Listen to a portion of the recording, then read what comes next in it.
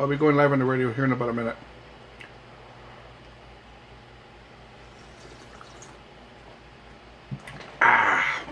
Good, expensive. You know this coffee, dude? The only reason I got the coffee, those one-shotters, is because my daughter bought me this coffee pot. It's real convenient. Those one-shot, no doubt.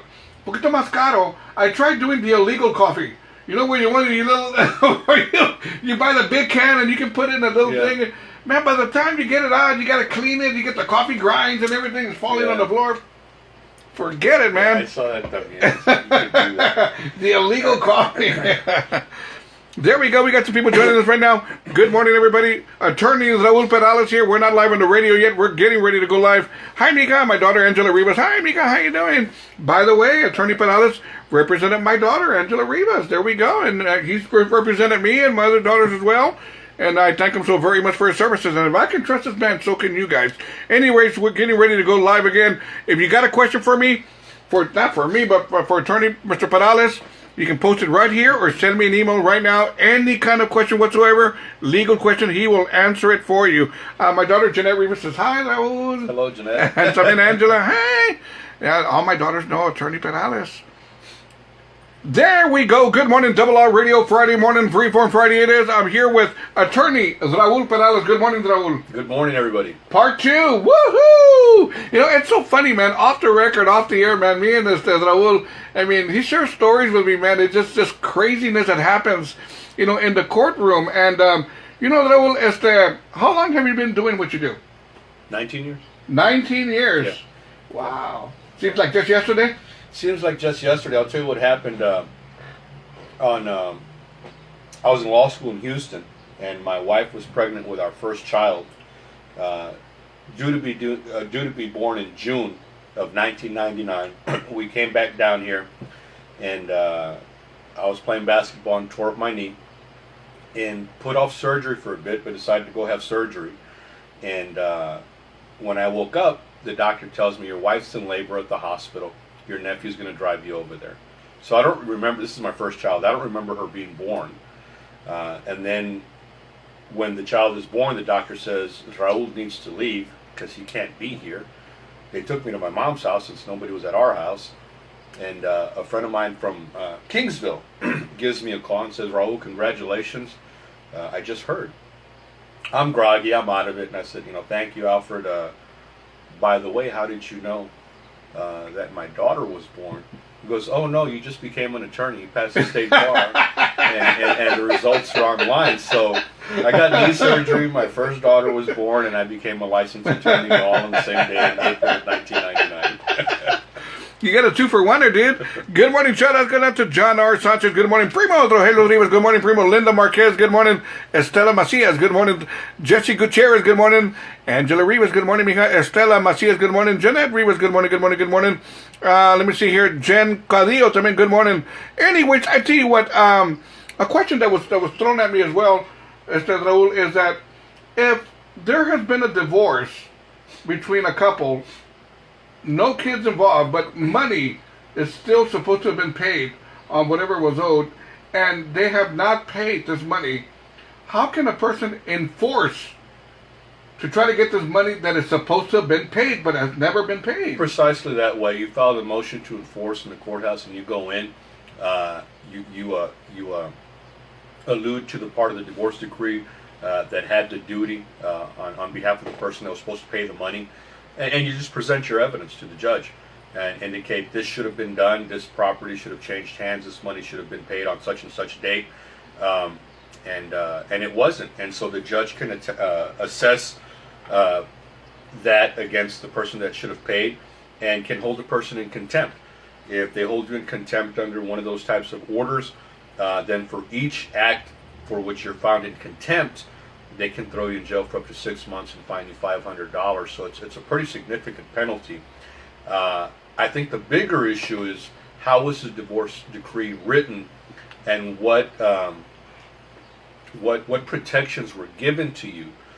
So, for instance, a lot of times, in order to effectuate an equitable distribution of the estate, if one person's keeping the house and they're not going to refinance and they're going to pay a certain amount of money, $20,000, $40,000, $60,000 over a period of time, you should really have a deed of trust, something where you can go back in and sell the property if you need to, if the money isn't paid. So the decree, depending on the situation, the decree should be written with appropriate remedies so that you have more than one option. You know, I'd much rather pursue a case on a deed of trust and foreclose a property and know that I'm going to get the money for my client. And it's a very effective tool, and it's something that the other person's going to say, oh my God, I better pay this money, as opposed to a motion to enforce. I'd rather do it on the deed of trust, because the motion to enforce isn't as effective. If you can't tell somebody, hey, I'm going to take the property and sell it because you didn't pay it, that provides an impetus to come up with the money. Many times, well, now let me ask you, I guess it depends on the amount, but regardless, it's always best for this person who is owed this money to get an attorney like yourself to represent you, to do it the right way, not to miss anything, right? Absolutely. The situation is, if you have an attorney, number one, they understand the law. They know how the law is going to apply to the facts. There's so many nuances to the law. There's so many little things that can trip you up. And there's no do-overs. If you go in and argue something and you don't do it right, you're probably not going to be able to argue that same issue again. And oftentimes there are multiple remedies. People come in thinking I can only pursue this avenue when there's multiple avenues to pursue. And there's a law in the state of Texas that non-lawyers cannot give you advice, because I know the poor clerks at the courthouse are always in a difficult situation because people go in, they want to do things themselves, and they're asking the clerk, should I do this or should I do this? If the clerk gives them legal advice, they can have criminal charges brought against them. And then when you're representing yourself pro se, so you go in by yourself and the other side has an attorney, typically the first thing the judge is going to tell you is, I can't give you legal advice. I'm going to treat you exactly like I'm going to treat the attorney. And so you may have something to say, but if you don't know how to say it or how to get it in, then the other attorney is going to say objection, hearsay, objection this, objection that. And sometimes you've got a very good argument, but you can never get it across. So it's important to have an attorney representing you. And that's why you've got an issue, give me a call, we can talk about it and figure out the best way to pursue it. That's right. You call up attorney Raul Perales. That's what you need to do. Any kind of questions, anything going on, and he will take care of you. I promise you, he's my attorney. He's helped out my kids in certain situations. He is the person to talk to. You can trust this man. The law offices of Raul Perales, of course, you can call him at area code 210-212-5592. I'm going to say it again. Area code 210-212-5592. Homegrown San Antonio. His offices are located at 201 West Poplar, 2 blocks north of San Antonio College. Good morning, shout out to Anthony Hernandez. There we go. Roberto Arista. Briones, también Estela Macias. Good morning, good morning, good morning. Ida, Joe Rodriguez. Good morning. Thomas Vasquez. Good morning. Christopher Bryan. Good morning, good morning, good morning. Now, let me ask you something, Raul. I can understand where people sometimes they've got a tight budget. I mean, sometimes they don't even have money, and sometimes they try to do a divorce on their own or any kind of legal thing on their own, going through the internet and trying to find the paperwork and whatever. But really, man, this is kind of like trying to find parts for a car and then looking it up and trying to build a car. I mean, you're not going to do it. It doesn't matter if you don't know what you're doing, and con más ganas, then you're going to be left stranded, like you're saying. There's no do-overs. Let me address that. So in Bexar County, there's a system set up where if you're looking to get a divorce, they can help you with that. They can give you the packet to start the petition, and they've got an attorney on staff, Dinah Gaines, a very bright and engaging attorney who is really overwhelmed with work. But the thing is, it is not uncommon at all that people start their own divorces and then give me a call and say, hey, Raul, I filed my divorce 9 months ago, and I can't seem to finish it. I've gone to court to try and finalize it, but they tell me, oh, you didn't get this done, you didn't get this waiver signed, you didn't do this. And so what they intend to be a short and quick and easy process turns into a long, expensive process because they're having to keep going to court, they're taking the day off. And even more so, Raul, as that, just to get this straight, a person is trying to do this without thinking they're not going to be challenged. Now, this is just a clean cut saying, don't get divorced. But if the other person decides to challenge, all of a sudden, It's a different ball game than the paperwork that you got there, right? It's a different ball game because if you're thinking of an agreed divorce and you're going to agree on the issues, typically it's when you don't have property and debt. Hopefully it's when you don't have kids, because that really complicates matters. It really does.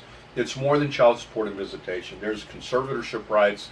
There's things that are very impactful down the line that if you don't have an attorney explaining to you, you don't know to question certain aspects of it. I've got people. I mean, it happens quite a bit. They'll start their divorce on their own. Then they come in and they hire me, and I have to go back and fix all the mistakes they've already made. Right. Because they come in and, well, you didn't do this, you didn't do this, you didn't do this. Yeah, you really, again, a divorce is you're dividing property and debt. You're not just ending the marriage. You're dividing property and debt. You're litigating issues with regard to the children, your rights, your duties, your obligations. And it's just something that you're not going to be able to comprehend easily. I mean, you need to get some legal guidance, and that's why you should go to an attorney. If you call me, you come in, we'll talk about it, and figure out what the best avenue for you is. I would definitely dissuade. There's an old saying, it's a common saying, only a fool has himself as a client. You can't. You have to be able to separate your emotions and your feelings from what may actually happen in front of the judge. That makes a lot of sense. And you need guidance, so it's best to be represented. It's best to be represented. Let me ask you something, Raul. Can the simplest of things get blown totally out of proportion? And let me tell you where I'm going with this. Let's just say somebody gets a parking ticket who they feel they shouldn't have gotten a parking ticket. Can somebody go, can you tell them, man, it's a $35 fine, just pay it? No. This is more than that. No. I was treated wrong, this and that. No. I'm not going to pay him. I want to take him to court. I'm going to put the system on trial. And I mean, you encounter things like this too, right? On the simplest of things. I had an instructor in law school, Mr. Bullock, very, very intelligent guy, very funny guy, and he would tell us you have to when you demand your rights, you got to be careful because you just may get them. and so I understand that sometimes principle is important, and sometimes you feel the necessity to say, I'm just not going to roll over. And sometimes you need to do that. You need to put the system to the test, and that's what our judicial system is for. That's why it's set up that way. But sometimes it's cheaper, quicker, and easier to say, "Hey, look, God darn it! As much as I can't stand the situation, I'm going to pay this small fine." I'm going to tell you one issue that's really interesting here in San Antonio, and it's I'm kind of upset at the system right now because of the way it's being pursued. In San Antonio and in many other municipalities, they've installed cameras on school buses. And so if you pass a school bus whose stop sign is opening up, they're going to snap a picture of the car and send a ticket to the owner. And it's going to tell you have to pay a $300 fine. Or you can ask for an administrative hearing. And this system's been a little shaky, getting its feet under it. What's supposed to happen is when they get that video, somebody at the school district offices is supposed to review the video and say, okay, this is an infraction or it's not. And the reason it wouldn't be is because when the school bus driver stops, he has to give all the traffic time to clear before he can open his stop sign.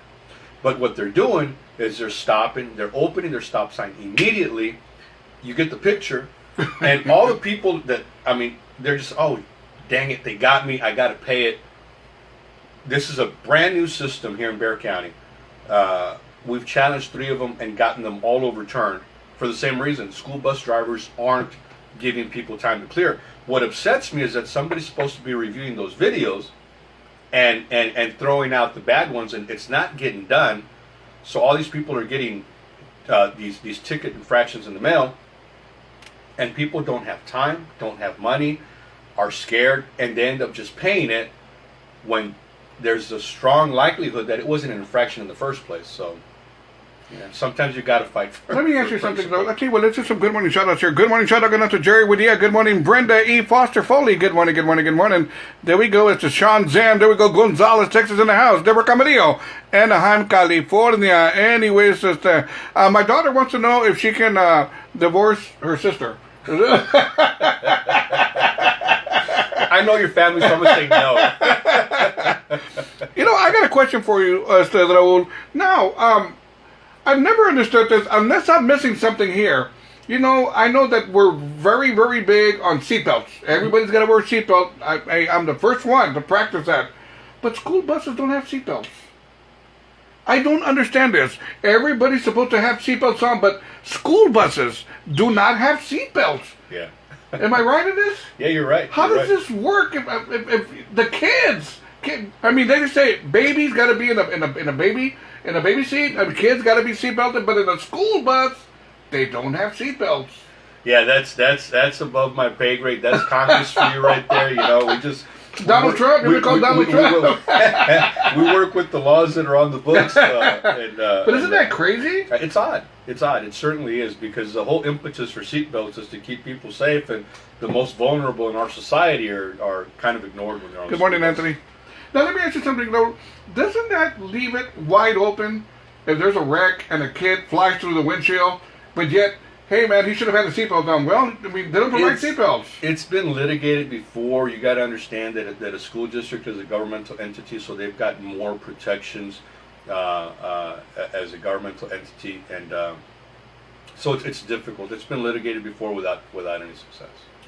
I know you had a couple of things you wanted to touch on, Raul. You want to go ahead and mention one of these things you wanted to touch on your notes? Sure. I think one interesting aspect in family law that recently has changed, and I think for the better. I used to have typically men come in where they had been paying child support for their children for 5, 10, 15, 20 years if they fell behind. And they recently found out that they weren't the father. And up until a couple of years ago, I would have to tell them, well, that's the way the legislature intended it to be. You're stuck. If you didn't challenge it at the beginning, you've been adjudicated the father, and for good reasons. They don't want to let you off the hook. But it was always a sad situation.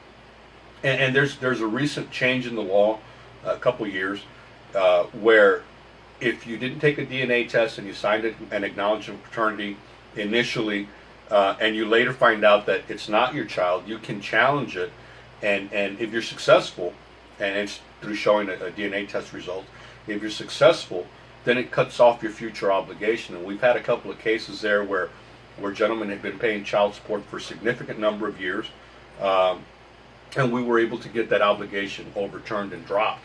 It doesn't affect any money that's already accrued, and that's unfortunate. I had one gentleman come in who is many thousands in arrear. He always knew that he wasn't the father, but because the children are already over 18, there's nothing that can be done.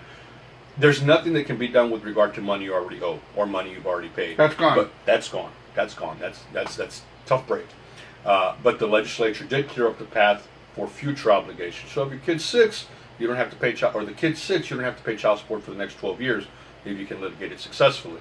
And I'm really happy for that change in the law, because I just saw too many instances where guys were on the hook where they shouldn't have been. And even more so, I think on a male's point of view and all this, it's very difficult to throw into the mix when you have a baby. I want a blood test done. You know, that's a really, really tough thing to do. It's, maybe wishful thinking, saying, no, it's got to be mine, it's got to be mine. Then you find out it's not. Yeah, but what do you do? Damn if you do, damn if you don't. It's a real tenuous situation. It's real difficult. The whole child support system is it's full of minefields. Bexar County has 2 courts dedicated to child support matters only. And those are cases that typically originate through the Attorney General. And they've got AM dockets and PM dockets, and they're always full, because you've got guys with obligations that aren't paying. And I'm not talking about $1,000 in arrears. I'm talking about $40,000, $50,000, $60,000, $70,000 in arrears. So they're real delicate matters. But everybody deserves representation, whether it's the guy who's behind, whether it's the woman who's owed money. And then, of course, you get people doing that street justice. Well, if I don't get paid, you're not seeing your kid. Or, well, if I'm not going to see my kid, I'm not going to get paid. And your order very clearly says you can't do that. If you're not paying because they're not letting you see your kids, you can still go to jail. If you're not letting them see the kids because they're not paying, you can still go to jail. And we have to remember that these laws are set up in the best interest of the child or the children. So the judge isn't going to be very fond of you if you've taken matters into your own hand. But judges understand the difficult dynamics that are created. So we can resolve these issues. Have you ever been approached to where a couple wants to get divorced, and mind you, where they're getting along so well that they're going to use one lawyer and they just want to take it, and let's say while they're going through the process, all of a sudden they're not friendly no more.